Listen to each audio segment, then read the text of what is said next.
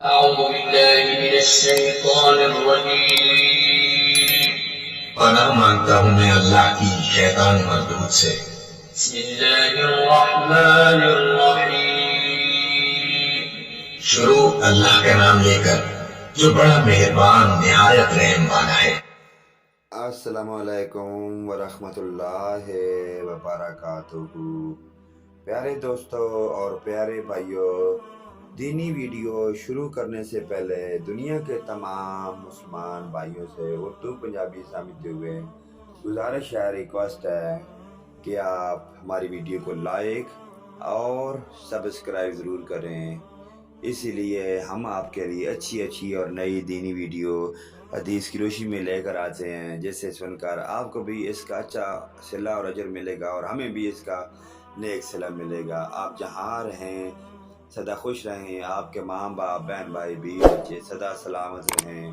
اللہ پاک آپ کو آخرت کی فکر کرنے کی توفیق عطا فرمائے اور اللہ کی راہ میں خرچ کرنے کی توفیق عطا فرمائے۔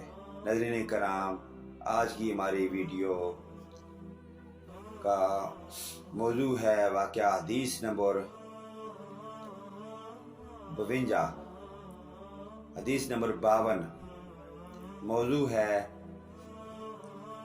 بادلوں کو ایک شخص کے باغ کو سیراب کرنے کا حکم۔ صحیح مسلم سے یہ حدیث 52 لی گئی ہے، تو صفحہ نمبر صحیح اسلامی واقعات 133 تا 135 سے یہ حدیث ماخوذ کی گئی ہے۔ واقعہ حدیث نمبر 52۔ نحمدہ ونصلی علی رسول الکریم، اما بعد۔ تو چلیے ناظرین، نیکسٹ ویڈیو کی جانب چلتے ہیں۔ ایک شخص اپنی پیداوار کے 3 حصے کرتا تھا۔ ایک حصہ اپنے کھانے اور اپنے بال بچوں کے کھانے کے لیے، اور ایک حصہ اللہ کے راستے میں خرچ کرنے کے لیے نکالتا تھا، اور ایک حصہ باغ کی دیکھ بھال کے لیے۔ وہ ہمیشہ ایسا ہی کرتا تھا، اس لیے اس کے کھیت میں اللہ پاک کی طرف سے برکت ہوتی ہے اور اس کی کھیتی باڑی ہمیشہ سرسبز رہتی ہے۔ اگر اس کے پاس پانی نہ رہتا تو دوسری جگہ پانی برس کر اور بہہ کر اس کے کھیت میں آ جاتا ہے۔ ایک مرتبہ کا واقعہ ہے کہ ایک شخص جنگل میں جا رہا تھا۔ اچانک اس کے کان میں ایک آواز آئی کہ کوئی بادلوں سے کہہ رہا ہے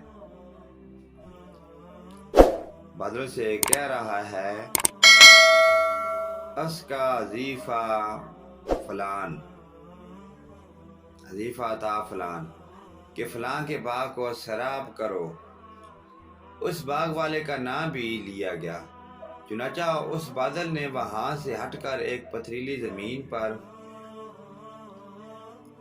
جا کر خوب موسلادھار بارش برسائی، اور وہ پانی بہہ کر ایک نہر میں جا پہنچا۔ وہ نہر اس شخص کے باغ میں آتی تھی۔ یہ شخص اس پانی کے ساتھ چلا کہ دیکھیے کیا ماجرا ہے اور کس بزرگ کی کرامت ہے۔ وہ نہر کے کنارے چل کر اس باغ میں پہنچ گئے۔ یہ پانی اس باغ میں نالیوں کے ذریعے پہنچ گیا۔ اس باغ میں ایک بزرگ پانی کو ادھر ادھر کر رہے تھے۔ اس راہگیر مسافر نے ان سے دریافت کیا کہ حضرت آپ کا نام کیا ہے؟ تو اس بزرگ نے وہی نام بتایا جو اس نے بادلوں میں سنا تھا۔ اس بزرگ نے راہگیر سے فرمایا، آپ میرا نام دریافت کیوں کرتے ہیں؟ اس مسافر نے کہا کہ میں نے اس بادل میں سے جس کا یہ پانی ہے ایک آواز سنی کہ فلاں شخص کے باغ کو سیراب کرو۔ اس نے آپ ہی کا نام بتایا تھا، اور وہ بادل برسا اور پانی اس نہر میں بہہ آ گیا۔ اس عجیب و غریب واقعہ کی تلاش کے لیے میں پانی کے ساتھ آیا کہ میں چل کر معلوم کروں کہ وہ بزرگ کیسے ہیں۔ تو حضرت آپ کیا کرتے ہیں؟ اس بزرگ نے فرمایا کہ جب آپ نے دریافت کر ہی لیا ہے تو میں کہتا ہوں کہ اس کے 3 حصے کر ڈالتا ہوں۔ ایک حصہ اپنے بال بچوں کے لیے، اور ایک حصہ باغ کے خرچ کے لیے، اور ایک حصہ اللہ پاک کے راستے میں خرچ کرتا ہے۔ اس لیے جب میرے پاک کو پانی کی ضرورت ہوتی ہے تو قدرت کی طرف سے اس کا انتظام ہو جاتا ہے۔